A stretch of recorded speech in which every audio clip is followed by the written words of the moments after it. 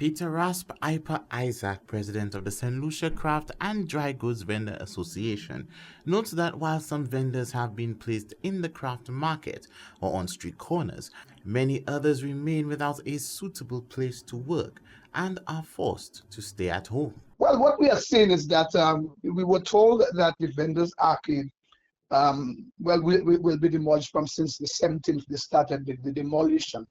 Now that has happened, and now there is no more Vendors Arcade, the old one. So it's a new one now. That the focus is on now.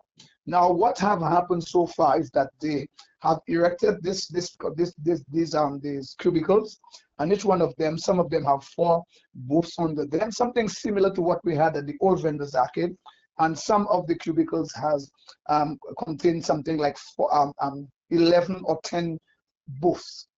The argument was, that they would have completed that by the 15th of this month, but as everyone can see, it may not be ready for that. They have to prepare laboratory facilities, and they said that it would be 40 booths would be available for the 15th of this month. Well, that's not going to happen. So what might happen is that maybe it will be ready for another maybe month or so.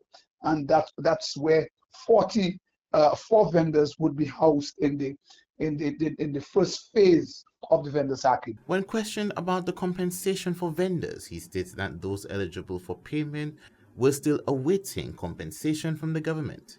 He noted that the disbursement process has not been completed, leaving affected vendors in anticipation of receiving the funds owed to them. I would say, just as you said there, we are sitting there waiting, people at their homes, and they have been inundated with calls from vendors asking me what have I heard in terms of in that regard. But I've heard nothing more than what I heard on the air that the Prime Minister said. I heard about another forum where he said that what he meant by those who qualify means that those who were at the Vendors Arcade and they were displaced. The other question was the question that was posed on some talk shows that those people who will who are in arrears may not end up going to the new arcade, or they may not be compensated. But as far as I understood, the Prime Minister cleared that and said everyone who was displaced as a result of the demolition of the old Vendors Arcade will be compensated, and that arrears is a separate issue altogether. During Monday's pre-cabinet briefing, Prime Minister Philip J. Pierre appealed to the vendors for patience as the government and the Castries City Council continued discussions to finalize the figures related to the ongoing matter. He assured vendors that efforts were being made to reach a resolution as quickly as possible. I want to assure the vendors on the Vendors Arcade that my promise to compensate them for loss of income still holds.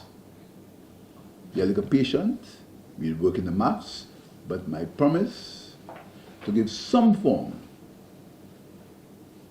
of compensation to the vendors who no longer vend temporarily, albeit at the Vendors Arcade, I will fulfill that promise.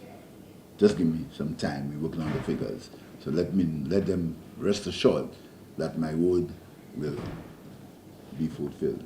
Authorities have stated they cannot provide a concrete update at this time, as construction is still in progress, with the current phase expected to be completed within a month.